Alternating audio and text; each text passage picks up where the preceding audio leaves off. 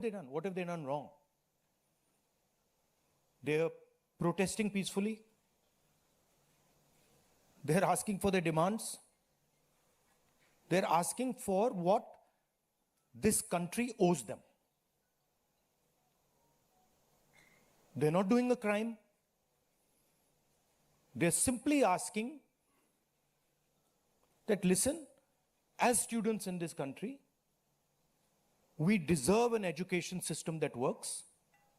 We deserve an education system that is fair, and we don't have it. Children have committed suicide. Our students go through unlimited stress. And then at the last minute, they're told that the paper has leaked. So there is a legitimate problem. And it is now a very deep problem in this country. So the thing that is very clear to everybody is that our education system, which was known to be one of the best education systems in the world, is today a rigged system. I don't say this lightly. Thousands of students who are running around outside are not saying this lightly. What is the proof? It's a superficial proof because we don't actually know the exact number. But what we do know is that 152 paper leaks have taken place over the last decade. If you do the math,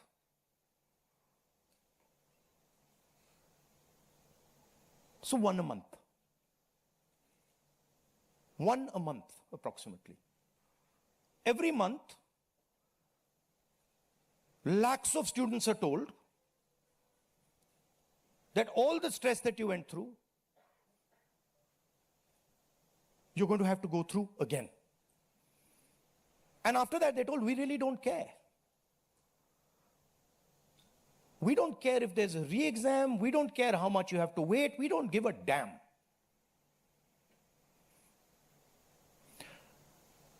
$7.5 crore students and their families are affected by this. These are middle class and poor families. They put their hard-earned money into this. And then they're literally spat on. And the best part of this is zero convictions. In the last 10 years,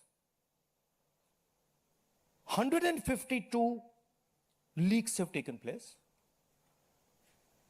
and zero convictions. Zero. So somebody is, or a group of people are destroying our education system, India's most valuable asset, destroying the lives of our students, and what does the government do? Zero convictions. So this is the first reason, an absolutely legitimate reason, why our youngsters are protesting. Thing doesn't stop here. It goes further. It's not just that the system is rigged. It's that the system is unaffordable. And this is a statistic that every youngster knows.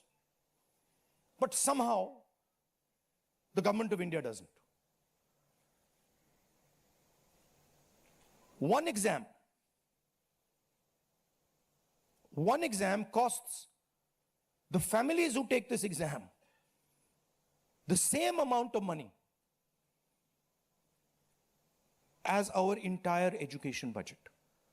So please think, the government of India, after collecting all the taxes, spends money on the future of our children. That money goes into something called the education budget. It is 1.4 lakh crores. At the same time, every year,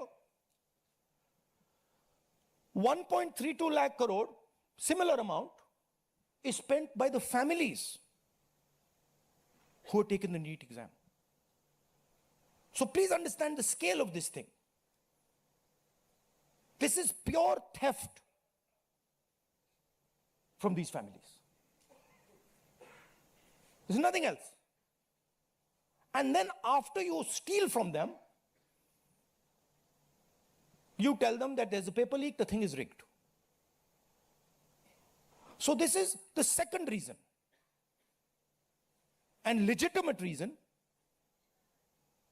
why our youngsters are outside. But there's a more fundamental reason. And that reason is this: that even after you have an education, you become a doctor, you become a lawyer, you become, you learn something, you're suddenly told that the doors that should be open to you,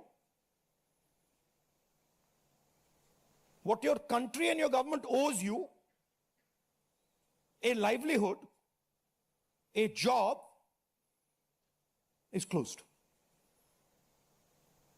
So, manufacturing is closed. Look around you, you'll see there are only Chinese products. Entrepreneurship is closed. Take a look at who gets the money from the banks. 2 or 3 large companies get all the money from the banks. So a young person who wants to be an entrepreneur cannot. Corporate job, AI is destroying it. The IT sector, public sector has been privatized. So what is the choice? The only choice they have is a sarkari job. So you give them one door, you close all the doors, then you rig that system and make it unbelievably expensive. And then you expect they won't be outside. Which world are you living in? So we are 100% in agreement with what every single student is feeling, what every single student is doing. And there must be some consequences to what has been done some days ago. It is not their fault. And so they have some demands. What are their demands? The first demand, completely legitimate demand, is that Mr. Dharmendra Pradhan, who has failed as an education minister, who is known to be corrupt, should be relieved of his duties. 100% legitimate demand, nothing wrong with it. He has shown India and the world that he is incapable of running this system. Exam leaks are happening one after the other. So this is a completely legitimate demand. Second demand, every single person who raised a finger on our students, and it doesn't matter who he is, the people who ordered it and the people who executed it should be made accountable. And the third thing is that the man who is running this entire system, the man who is finally accountable to all this, should have the decency to apologize to the students for what has happened. These are not complicated things. These are not difficult things. This gentleman, Mr. Dharmendra Pradhan, has literally destroyed India's biggest asset. What used to be called our success, what used to be called the best thing India has, our education system, has been wiped out. And so we fully support these demands, and we fully support every single student who is on the streets. Thank you. आप कुछ सवाल जवाब हिंदी में कर दूं? हिंदी में कर देता हूं।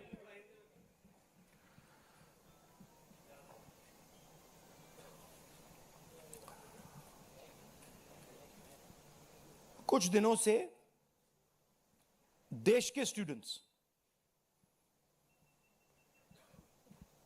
एजिटेशन कर रहे हैं, गुस्से में हैं, पीसफुल प्रोटेस्ट कर रहे हैं। इसके कारण है,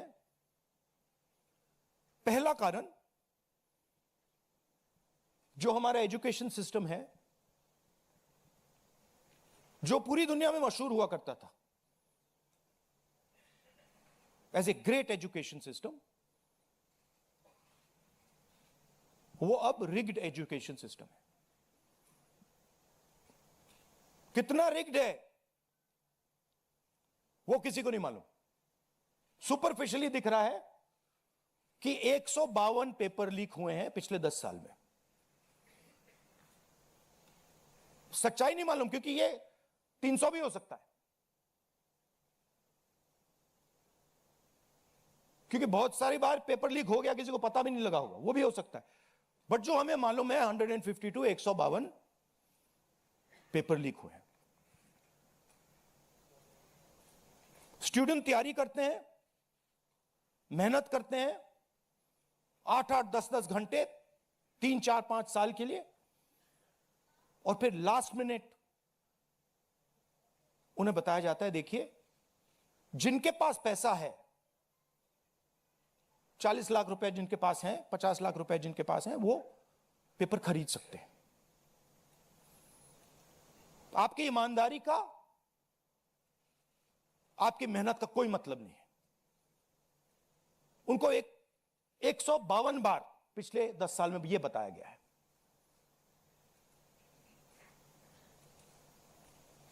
$7.5 करोड़ परिवारों को, स्टूडेंट्स और परिवारों को पेपर लीक ने डैमेज किया है। और स्टूडेंट यह सवाल पूछ रहे हैं, पेपर लीक होता है, 7.5 करोड़ युवाओं का नुकसान होता है, मगर पिछले 10 साल में एक भी कन्विक्शन नहीं हुआ, एक भी व्यक्ति का कन्विक्शन नहीं हुआ, 0। तो यह पहला कारण है। दूसरा कारण कि जो हमारा एजुकेशन सिस्टम है यह अनअफोर्डेबल है। मिडिल क्लास के लिए, गरीबों के लिए यह सिस्टम अनअफोर्डेबल है। जितना पैसा हिंदुस्तान की सरकार अपने एजुकेशन बजट में डालती है हर साल, उतना पैसा एक नीट एग्जाम के लिए, जो स्टूडेंट्स एग्जाम लेते हैं और उनके परिवार, उतना पैसा देते हैं। आप सोचिए, सरकार पूरे देश से टैक्स लेती है, जीएसटी, इनकम टैक्स सारा लेती है, और फिर कहती है देखिए ये जो पूरा टैक्स हमने लिया है आपसे, इससे हम 1.4 लाख करोड़ रुपए शिक्षा में डालेंगे। और फिर हिंदुस्तान का एजुकेशन सिस्टम कहता है इन परिवारों से कि आपसे हम 1.32 लाख करोड़ रुपए सिर्फ नीट एग्जाम लेने के लिए लेंगे।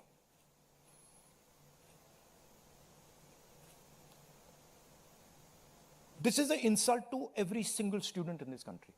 This is an insult to every single family in this country. और ये कौन लोग हैं? ये मिडिल क्लास गरीब लोग हैं। ये अमीर लोगों का प्रॉब्लम नहीं है।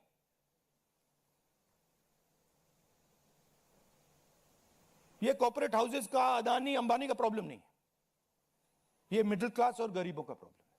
तो ये है दूसरा कारण। और तीसरा सबसे बड़ा कारण, एजुकेशन के बाद जो होना चाहिए, आप इंजीनियर बन गए, डॉक्टर बन गए, लॉयर बन गए, उसके बाद देश की कमिटमेंट होनी चाहिए कि हम आपको जॉब देंगे, रोजगार देंगे, फ्यूचर देंगे। देश का यही मतलब होता है। देश का मतलब होता है कि हम आपको फ्यूचर देंगे, हम आपको एजुकेशन देंगे, हम आपको हेल्थ केयर देंगे। यह फाउंडेशन होता है देश का। और यह देश कहता है कि नहीं, हम आपसे पैसा चोरी करेंगे, हम एजुकेशन सिस्टम को रिग करेंगे और फिर उसके बाद सारे के सारे दरवाजे हम बंद कर देंगे। एक ही दरवाजा आपके लिए खुला होगा, सरकारी नौकरी, वो भी रिग्ड है। उसमें भी जिसकी जान पहचान है वो घुसेगा, जिसके पास 40 लाख रुपए वो घुसेगा।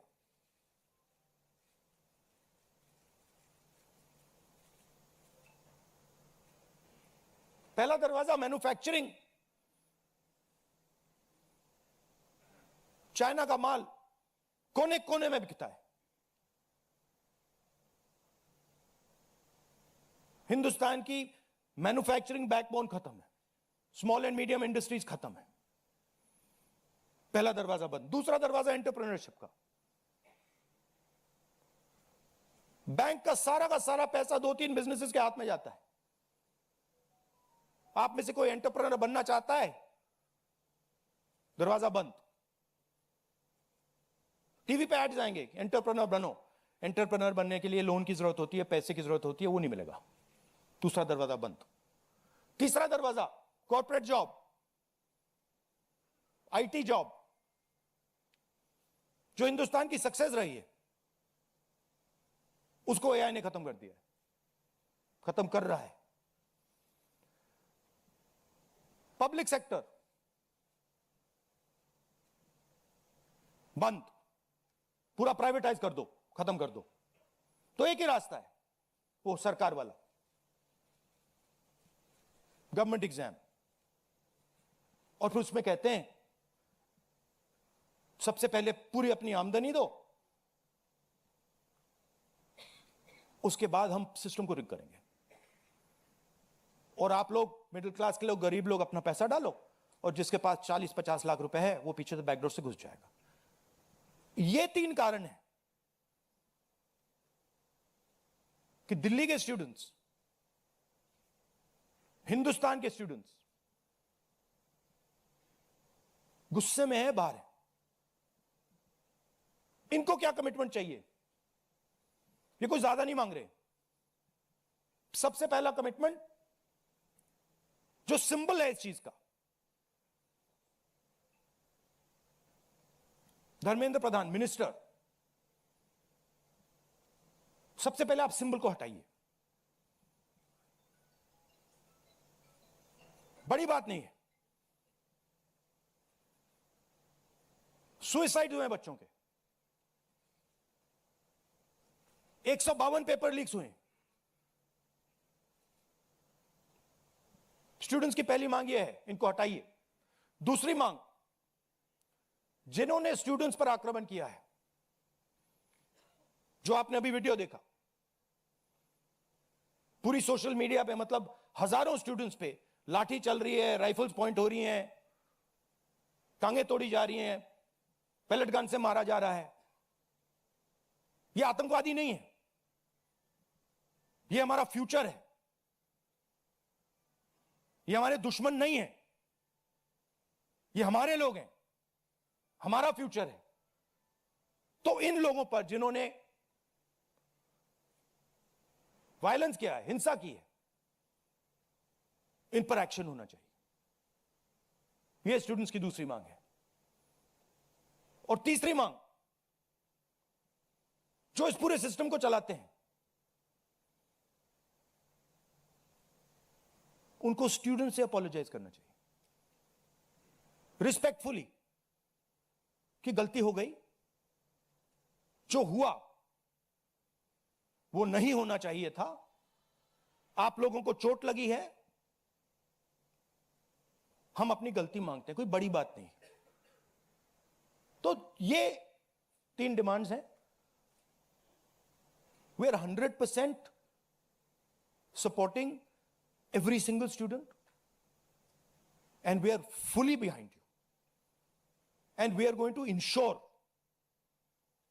that you are protected and your future is protected. Thank you. Thank you Rahul ji. First question Sanjeev Chopra PTI. अच्छा, वन सेकेंड. अब इसमें दो चीजें हैं. एक तरफ स्टूडेंट्स है, उनका फ्यूचर है. वो क्या चाहते हैं कि बात उनकी इशू पे रहे. उनकी इशू क्या है? एजुकेशन सिस्टम, पेपर लीक, ये जो हुआ, इनको जो मारा गया, ये चाहते हैं कि शिक्षा पर, पेपर लीक पर, वायलेंस पर पूरे देश का फोकस रहे. मैं भी चाहता हूं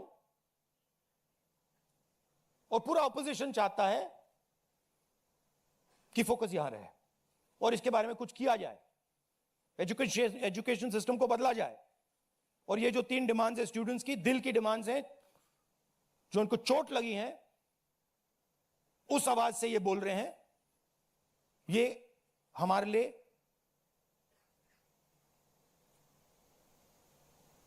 बहुत जरूरी चीज है. और दूसरी तरफ क्या है? डिस्ट्रैक्शन. कि ध्यान इधर उधर करो, कभी ध्यान उधर ले जाओ, कभी इधर ले जाओ, कभी आगे ले जाओ. 2 फोर्सेस हैं. एक फोर्स डिस्ट्रैक्ट कर रही है और दूसरी फोर्स फोकस करने की कोशिश कर रही है. Thank you. जीव चोपड़ा जी. माइक दो भाई. Rahul ji, we've all seen what has happened with the students on Monday. We've also seen what has happened yesterday with the protesting MPs right outside the Prime Minister's residence. You know, the manner in which the leader of opposition was roughed up, manhandled and beaten up and removed from the protest site. What would you say on that? But the government has accused you of crossing the line and not behaving in a manner befitting the leader of opposition. This So what to would me, you say? this how I was treated is an irrelevant issue to me. I don't care. Treat me 5 times worse, I don't care. The focus has to be on this. The focus has to be on what was done to the students. The focus has to be on the education system, on paper leaks, and on the costs that these children have been forced to pay. So, do whatever you want to me.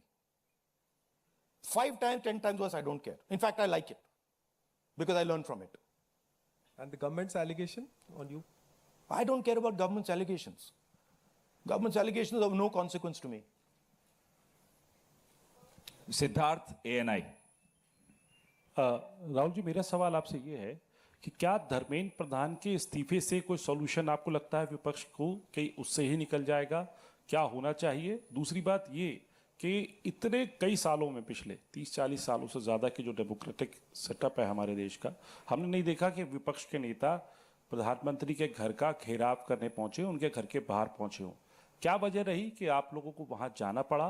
और अब सरकार में से भी आप मांग कर रहे हैं कि डिस्कशन हो और सरकार की तरफ से किरण रिजिजू आ जाए. उन्होंने कहा कि हम डिस्कशन के लिए तैयार हैं, लेकिन किस नियम के तहत करेंगे वो सरकार को तय करने दिया जाए. तो अगर सरकार किसी नियम के तहत आप लोगों से बात करती है, आपने बहुत लंबा बोला भैया. आपके क्वेश्चंस क्या है? मेरा सवाल आपसे यही है कि क्या वजह रही कि आप लोगों को प्रधानमंत्री के घर तक पहुंचना पड़ा और क्या धर्मेंद्र प्रधान के इस्तीफे से सॉल्यूशन? इसके 2 कारण हैं. हमें लगा कि अगर हिंदुस्तान के स्टूडेंट्स सड़क पे हैं तो ऑपोजिशन को भी सड़क पे होना चाहिए. पहली बात.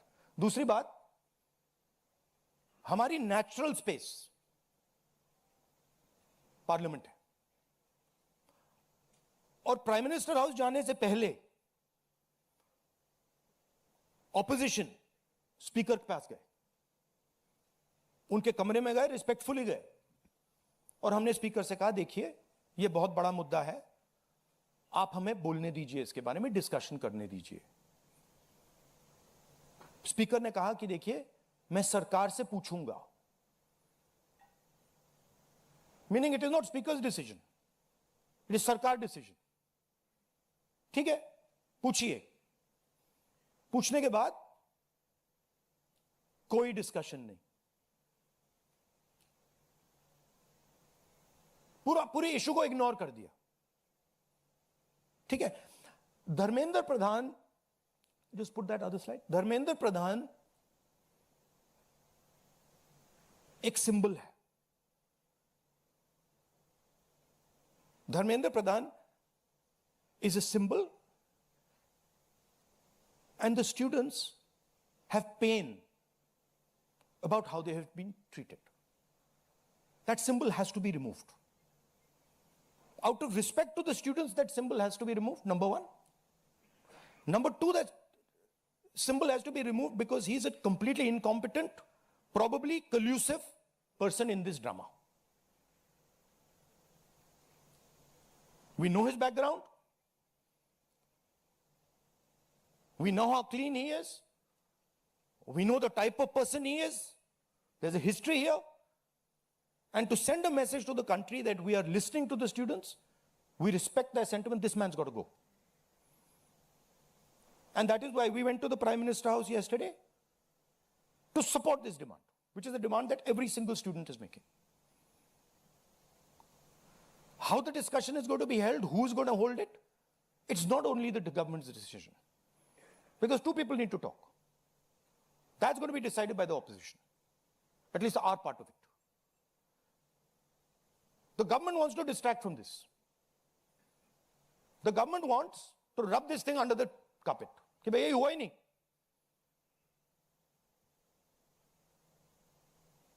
और हम चाहते हैं कि ये सेंट्रल इशू है और ये सेंट्रल इशू पर रेजोल्यूशन आए. प्रधान जाए, Prime Minister apologizes, everyone who assaulted students is the first step. Then we want to see changes being made to the testing system. We want to see changes being made to the amount of money people are charging. Thank you. IANS.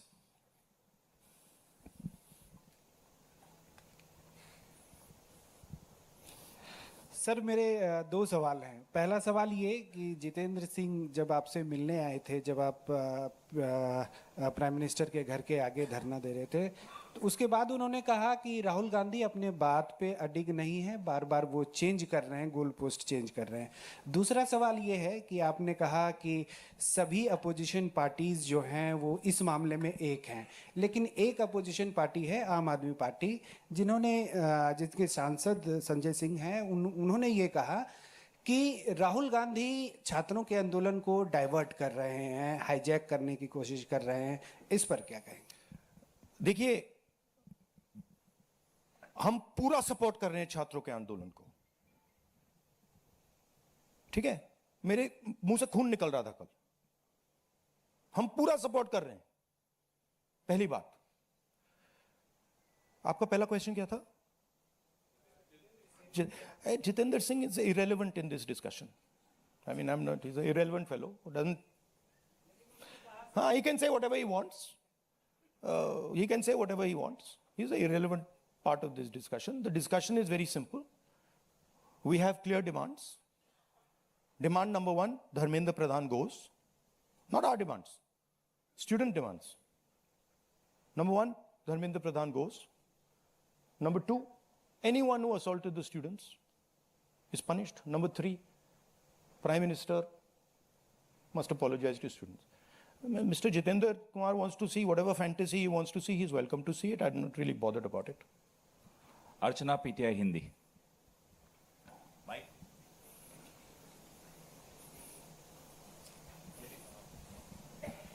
Sir, कल जिस तरह से protest पे हमने देखा, आपको पंच भी किया गया, आपको मारा भी गया. What was your experience? क्या हुआ था exactly? It was fine. I'm used to getting punched and all. It's not a problem. It's not a problem. It was fine.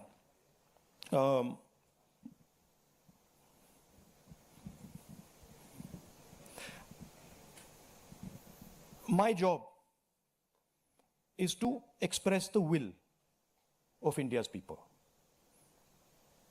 Whether it is the will of the students, whether it is the will of young people, whether it is the will of the farmers, this is the job that I'm supposed to do as leader of opposition. I'm supposed to become an expression of the voice of India's people. I'm supposed to bring attention to where pain is being felt. These are very small costs.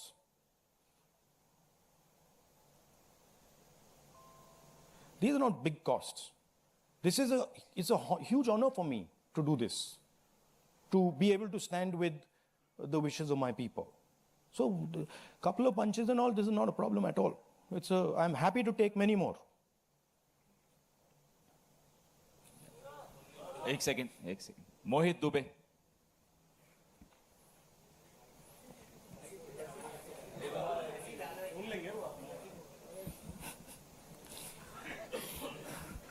Rahul ji, मैं मोहित दुबे हूँ ABP news से.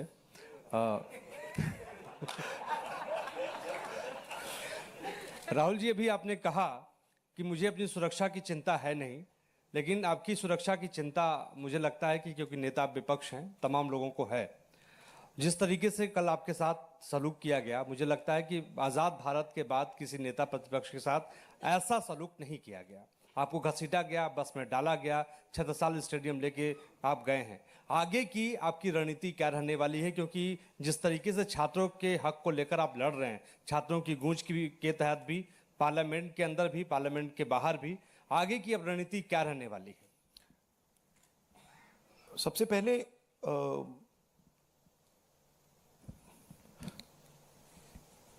सही है कि police वाले थोड़ा मतलब मुझे घसीट के ले गए, बट कान में कह रहे थे कि इस सरकार को हटाइए. एक्चुअली मैं राजस्थान का हूं, इनको हटाइए. हम सिर्फ वर्दी पहने हैं. दूसरा कह रहा है मैं हरियाणा का हूं, इनको हटाइए. तो that sentiment is there and सच्चाई एवरीबॉडी नोस. ओके, उन बेचारों को मतलब ऑर्डर एक्सेप्ट करना पड़ता है, तो वो करने हैं. But even police is not happy about what has happened. Sensible police people feel that this is a crime that has been done to the future of our country. This is a crime that is being done to the people we love. They can see their children in this. तो पहली बात वो है. दूसरी बात देखिए, यहां तो बड़ा क्लियर है. This is the demand of the students. We fully support it. And whatever Andolan is taking place on this front, in Delhi, in any state, anywhere, that has to do with these issues, has to do with student issues, Congress party, 100%, me 100%, and the opposition as a whole, 100% is supporting this. We are going to continue supporting it. The deeper problem is the government. There is a fundamental issue on jobs that is causing tremendous pain, and I've already said that we are heading into a storm. This is just signs that the storm is coming. But when the Iran war impact is felt, then you will see that there will be serious problems coming as a result of the pain that is being caused to farmers, to students, to other people. Anyway, I'd like to thank all of you. Arun Kumar Singh. ये